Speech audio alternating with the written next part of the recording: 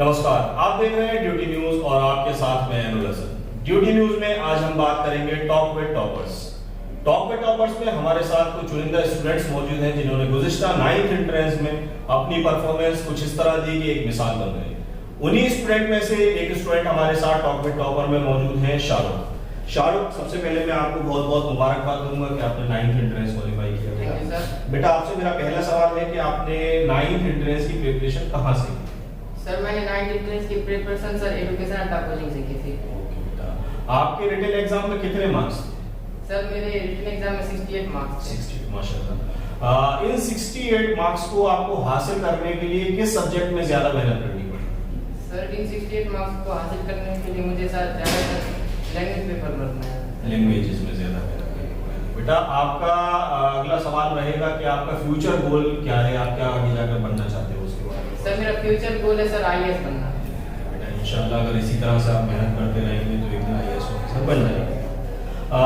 आपके पेरेंट्स जो है वो आपके सिलेक्शन के बाद क्या कहते हैं उसके बारे में थोड़ा सा बता दीजिए। वो कितना खुश हैं, उनको अपने अल्फाजों में आप बयान करें।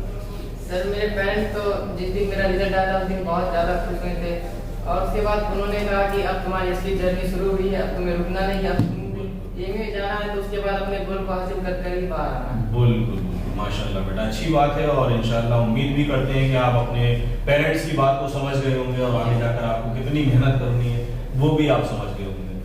मेरा आपसे अगला सवाल है कि बेटा, आपके हिसाब से किसी भी स्टूडेंट को 9th एंट्रेंस प्रिपरेशन करने के लिए या 9th एंट्रेंस क्वालिफाई करने के लिए कितने आवर्स सेल्फ स्टडी करनी चाहिए? सर, मेरे हिसाब से 2 आवर सेल्फ स्टडी बहुत है सर। 2 आवर्स सेल्फ स्टडी और पूरी कंसिस्टेंसी के साथ करनी चाहिए। ओके बेटा, मेरा आपसे लास्ट सवाल है बेटा कि आपने एग्जाम को किस पैटर्न में सॉल्व किया था उसके बारे में? सर, मैंने सबसे पहले जो भी इजीएस्ट क्वेश्चन था जो मुझे आता था सर पहले मैंने उसे बनाया, फिर उसके बाद सर जो टाइम कंज्यूमिंग क्वेश्चन था फिर उसके बाद उसे सॉल्व किया सर, फिर उसके बाद जो सर नहीं आता था उसमें कुछ तुक्का टिक अप्लाई किया सर, उसको फिर सॉल्व किया लास्ट में। ओके बेटा, बहुत अच्छी बात। मैं आपसे एक लास्ट सजेशन चाहूंगा कि जो बच्चे आगे 9th एंट्रेंस या 6th एंट्रेंस देने वाले हैं वो चाहते हैं कि हम लोगों को किसी तरह से कोई हेल्प मिल जाए कि हम लोगों को किस तरह से पढ़ना चाहिए, किस तरह से हम 9th एंट्रेंस को क्रैक कर सकते हैं। तो आप उनको कुछ हेल्प कर दें कि कौन कौन सी बुक्स को सॉल्व करना है, कौन कौन से पेपर सॉल्व करने हैं, किस तरह से तैयारी करनी है, कितने आवर्स किस सब्जेक्ट को देना है, ये सारी चीजें अगर आप उनको बता दें तो ज्यादा बेहतर। सर, सबसे पहली बात तो उसको सबसे पहले पेपर अपना सॉल्व करना है सर, उसके बाद सर क्वेश्चन प्रैक्टिस बहुत ज़्यादा करनी है, उसके बाद सर उसे टेस्ट बहुत ज़्यादा देना है और लास्ट टाइम उसे रिवीजन बहुत करना है।